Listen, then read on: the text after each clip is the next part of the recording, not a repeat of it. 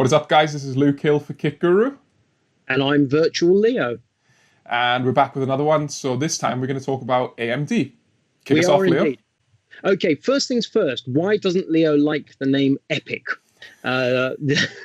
This has arisen once or twice. The short reason I don't like the name EPYC is because EPYC, EPYC, all caps. All caps is annoying because it's shouting.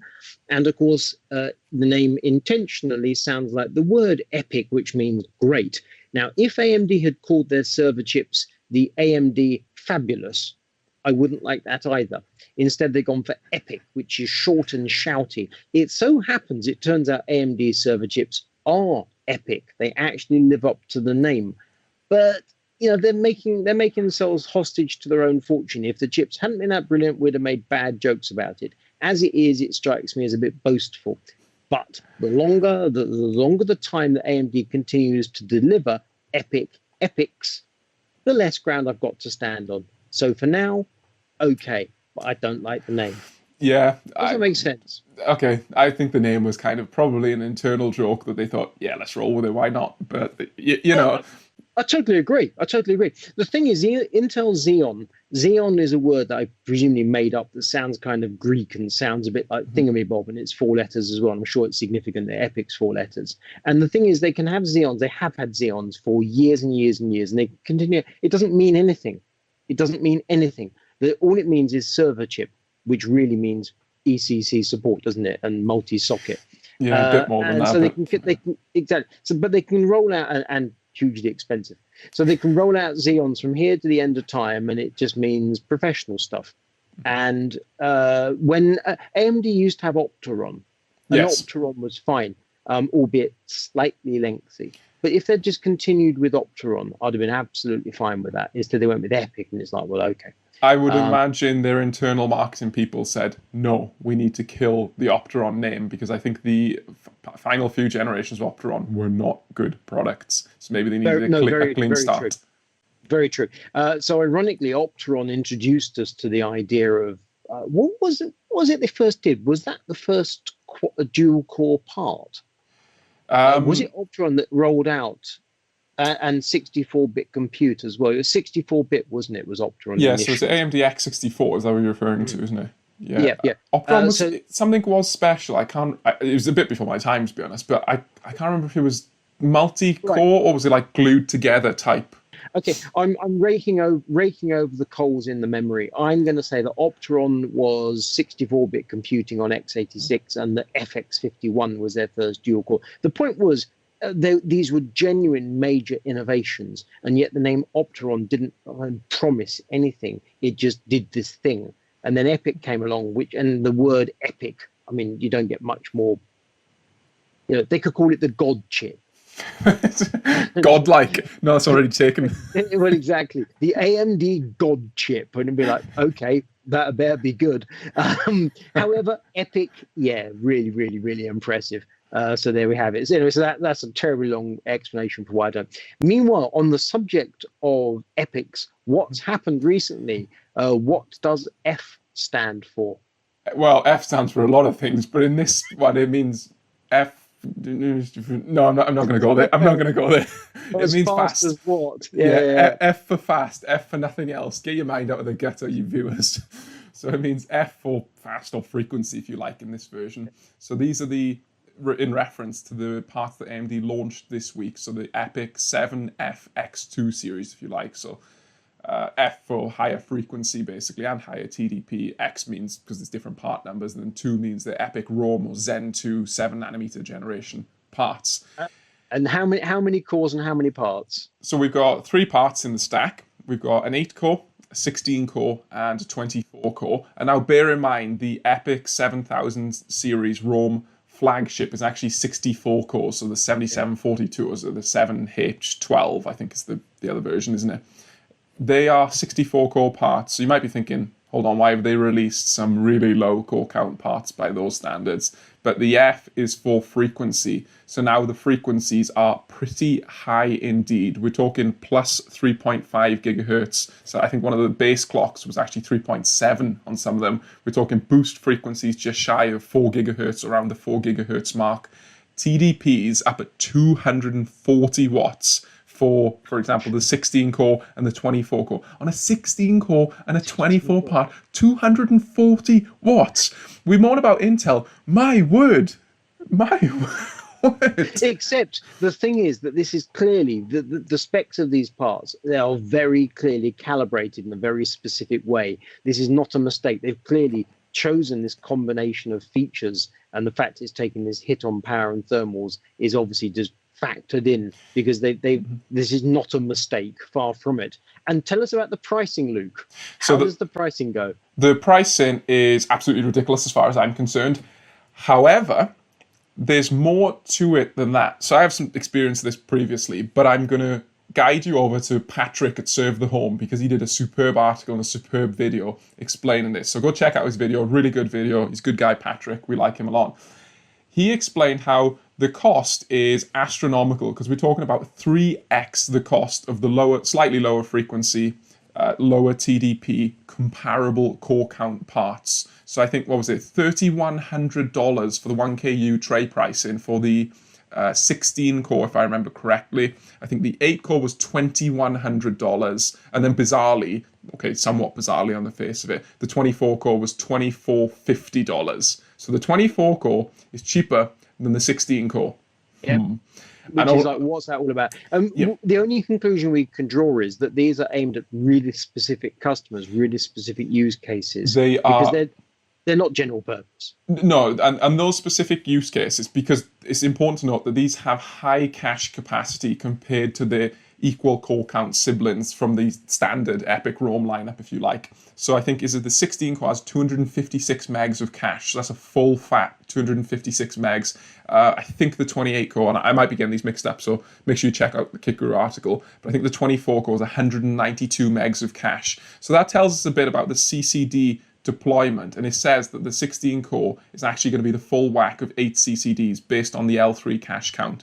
But the fact that you have so much cache per core and that high frequency makes these ideal, it would seem, for situations where you have a core limited workload, and they do exist if you've got certain simulation tools, if you've got certain software.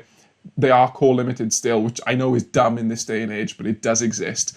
But also, and Patrick again made some really good points about this with some of his other videos, these are intended for scenarios where you're paying on per core licensing. And that is going to be the bane of any workstation or enterprise buyer out there. Per core licensing. If you're paying, does that still apply to Oracle? Or does Oracle charge per socket? No, I believe they changed it. So this was changed a few months ago, where it was per socket. So your 64 core EPYC was an absolute beast. It was a bargain, quite frankly. I mean, it paid for itself in like reduced license, or like bargainous costs, let's call it. But that changed, where it's like a blend of per socket and per core. So the number of cores does factor. So now your 64 core part at $7,000 comes with a massive licensing fee. Therefore, if you were thinking of paying, let's say $1,000, I think it's about $700 for an EPYC 8 core, you can now pay $2,100, so literally 3 times for this new EPYC 8 core. But it's higher frequency, so you get higher performance out of the box. But importantly, that means you get more performance without increasing your software licensing costs. So you're paying 3x as much, but you're saving an absolute boatload on software licensing costs. It seems like AMD is disproportionately affected between the duopoly out of this outcome, realistically. They are disproportionately more affected. What's the most corey Intel processor at the moment? So there's that fabled 56 core part, but realistically, that you can buy. Okay, so we're talking about the 28 core. I think, what is it? The Xeon Platinum is the 8280 or the 8180, whichever one it is. I think it's 28 core. So in dual socket mode, you get 56 cores. Obviously, you can get some which are quad socket or whatever. But your typical workstation, single or dual socket is quite common. 56 total cores. Whereas with AMD, it's 128 total cores. Now that means, on the face of it, more performance. Depending on your workload, I mean, the majority of workloads that are not AVX 512, it is going to be astronomically higher performance on the EPYC part. But then you're just going to absolutely pay a whack for licensing. I mean, it's just crazy. And the licensing costs, they're really, really expensive. Some of the software I used to use in my old job was, again, back to this point, it was 8 core, so 8 thread, solver, so 8 solver instances. So basically you could run it on a laptop and nothing more, because you wouldn't get any benefits. And it was something like $50,000 a year licensing cost for some thermomechanical simulation tools. And now, yeah, and that was one of the more cost-effective solutions, I'll have you know. So this point of, okay, you're paying $50,000 a year for software costs, and you might be running 700,000 or multi-million pound projects on it. If you're paying £700 versus £2,100 for a processor, you don't care. You just don't care, because running the software in the workstation for a day has an associated cost to the customer of probably somewhere in that neighborhood. So the fact that you can extract a bit more frequency and basically be efficient, shall we say, on your licensing costs, because there's no point doing more cores if your licensing can't take it, or paying for more cores if you can find the performance and the benefits otherwise, it can make sense. But my word, are AMD charging a pretty penny for it. And this seems to be a reaction to Intel's, the performance Xeon parts that were released, I think it was February. So some with the R suffix. So I think it was like the Xeon Gold, was it the 6246R and the 6248R were basically the point blank competitors for some of the AMD parts. So it's interesting to see AMD now in this workstation data center environment saying to Intel, do you know what, EPYC on the face of it is a bargain for the standard parts, but we're happy with our position, we're happy with our performance, we're happy that our customers are happy. We are taking you on core for core, we're going to take you on in terms of high frequency clock speed, and we're going to charge the same, and we're going to let the customers decide based on features like 8-channel memory, which you still get with these parts, based on a high number of PCIe lanes, which you still get from these parts. And that's interesting to see AMD no longer undercutting Intel with these parts. And of course, AMD supports a monumental amount of memory as well. No, I hadn't appreciated the software licensing side of things. And as you may have guessed from my reaction, I'm truly shocked that is that expensive. But if that's how it goes, that's how it goes. But it seems opportunistic, barely seems to describe it.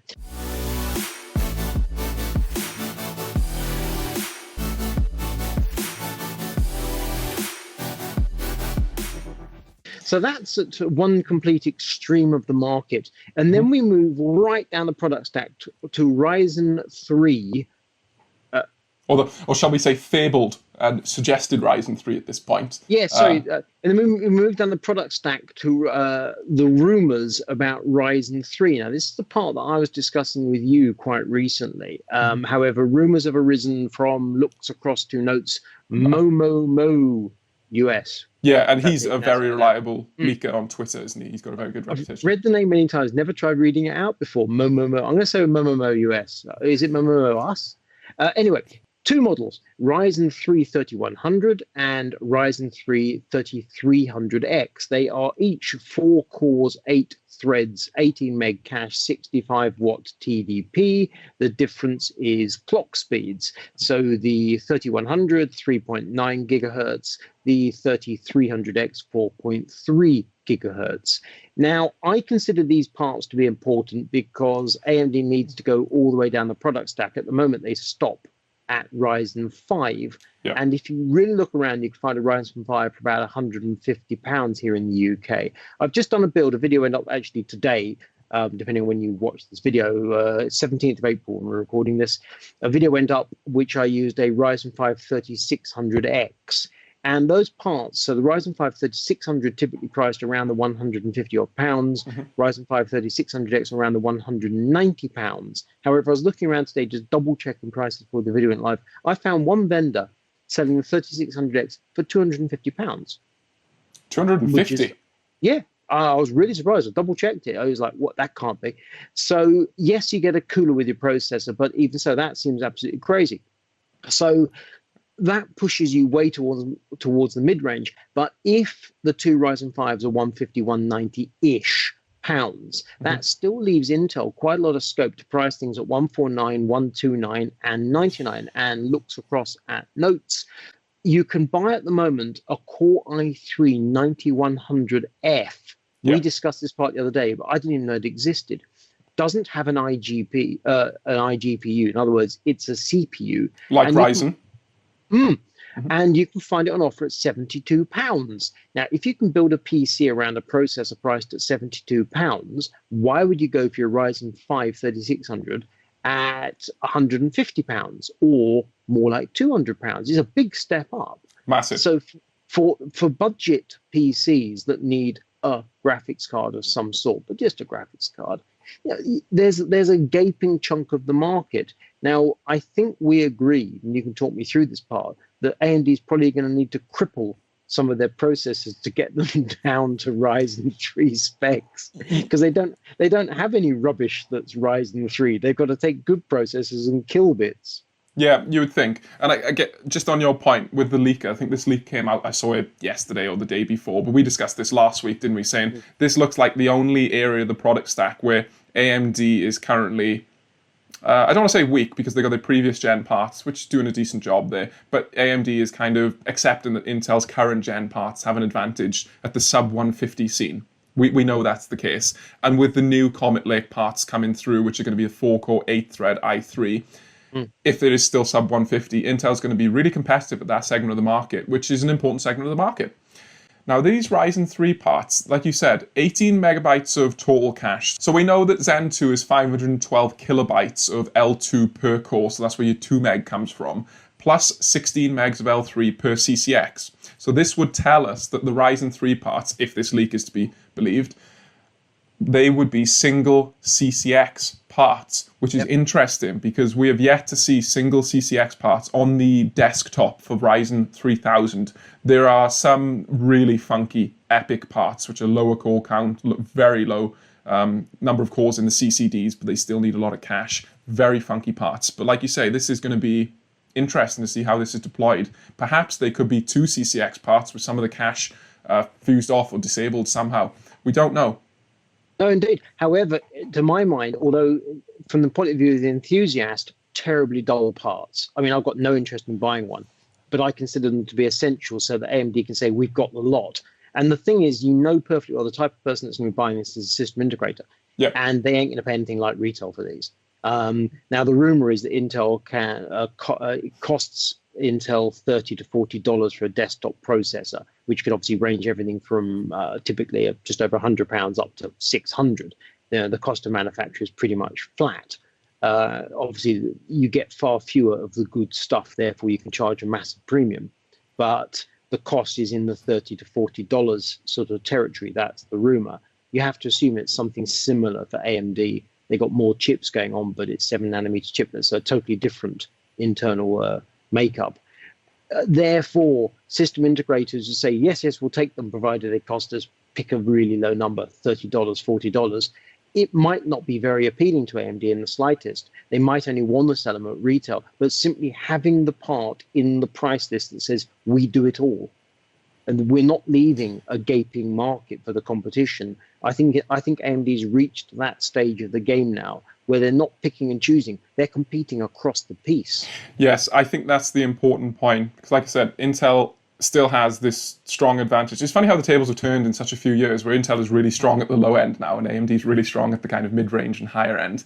But yeah, I understand our audience perhaps not so interested in these parts because they are lower end, but they are important for the market. If you're a DIY builder who's just building your first PC, if you're a student on a strict budget, if you just haven't got a lot of cash to spare or you want to build your son or daughter a Christmas present, these are great parts at this segment of the market. So the choice at the moment, if you've got £100 to spend on a processor, is really tough. Do you go with a previous gen Ryzen part, which doesn't have all the benefits of 7-nanometer and Zen 2, and you know it's going to be probably at a slight gaming disadvantage compared to the Intel parts, which are perhaps less efficient on a core count basis?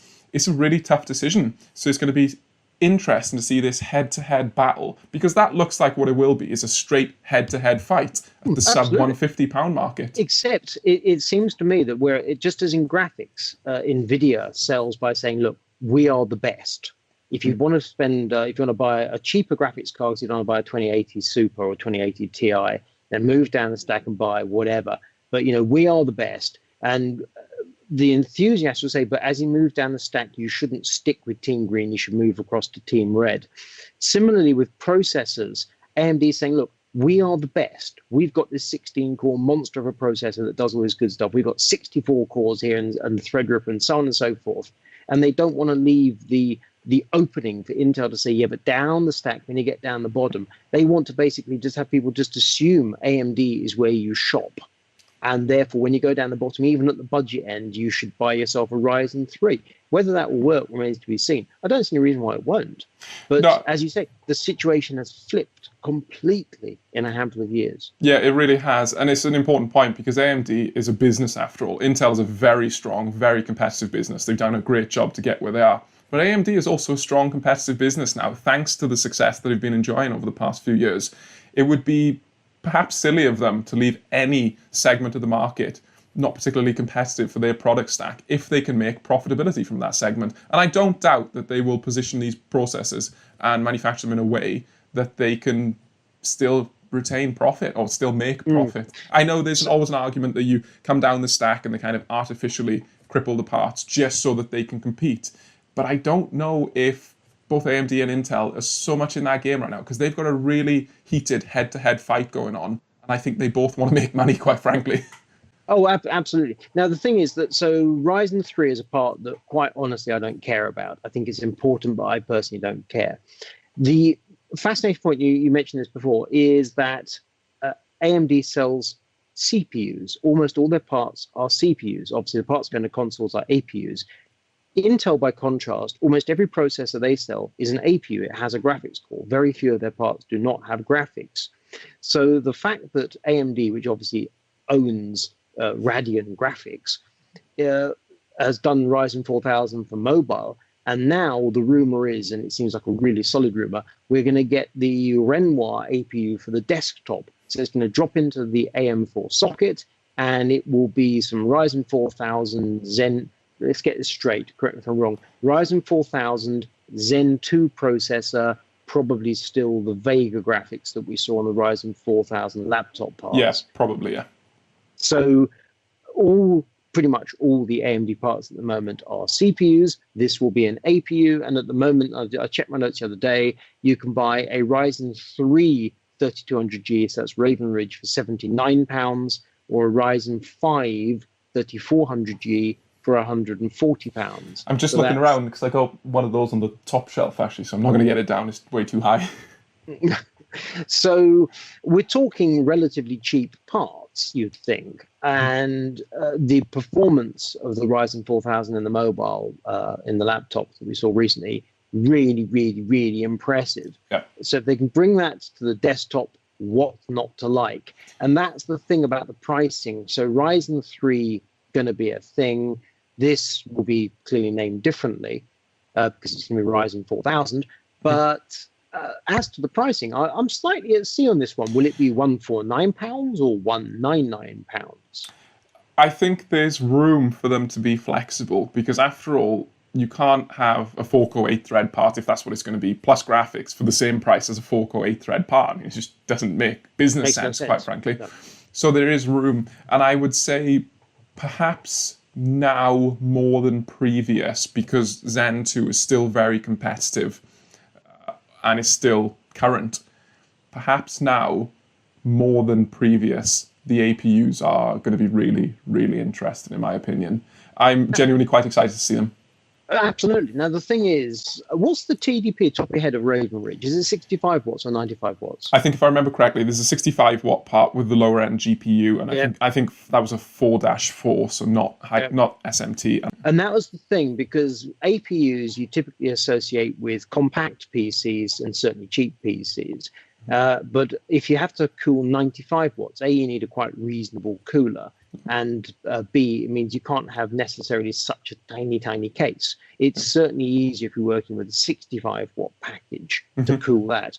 But the Ryzen 4000s on the laptops were 45 watts. Now, if AMD's just kind of allowed these to have a bit more juice, run a bit hotter, run faster, 65 watts, that's fine.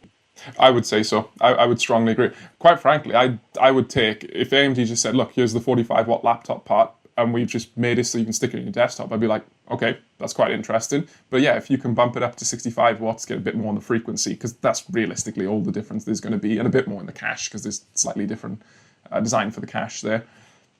I mean, that's going to be interesting. That is going to be quite exciting because the graphics side of things is pretty reasonable on the Ryzen 4000 APUs on laptops. I know we haven't seen massive amounts of testing because of the supply issues at the moment, but it seems pretty reasonable. And the CPU side of things, I mean, you can't fault it. And you've got the immediate upgrade cycle in mind, which is going to be moved from the old Vega to the new Ryzen and onto RDNA 2, and hurrah. So I want to see these. Very, very keen. Just as I was saying about the laptop parts, very keen to see Ryzen 4000 APU for the desktop. And then I want the next. Greedy. Albeit that's going to muck up the numbering system, something rotten, because that means I'm already wishing for Ryzen 5000. Let's not mention the numbering system. That's all I'm going to say. No, it's terrible. But this would also, we're still in the thick of socket AM4, and we're expecting Zen 3 to continue using AM4. So this is all part of the same happy family of processors, nothing weird going on with sockets. And this is all reputed to be backwards compatible to the B450 chipset as well. So you're not going to have to spend fortunes on a shiny motherboard. You can buy, I mean, it means you can buy a £99 B450 board rather than having to buy a really cheap £150 X570 or a more expensive X570. Yeah, so that's good. Yeah, that's both critical and obvious. Yeah, so. Yes, indeed. I'm sorry to be both critical and obvious. Critical, I often am. In fact, I'm usually both of us. But not obvious to throw shade your way. Obvious as in B450 is the logical partner for this level of processor. So, on the face of it, these sound like really good, solid rumours. They make perfect sense. There's no nastiness in them that makes us go, ooh, don't like the sound of that. It's just, yes, please do deliver Ryzen 3 and quick just to fill out the product stack, but deliver those APUs because those sound like they should be really good mainstream products that cater for the mass market. And that has to be a really good thing. Did someone say small form factor console killer?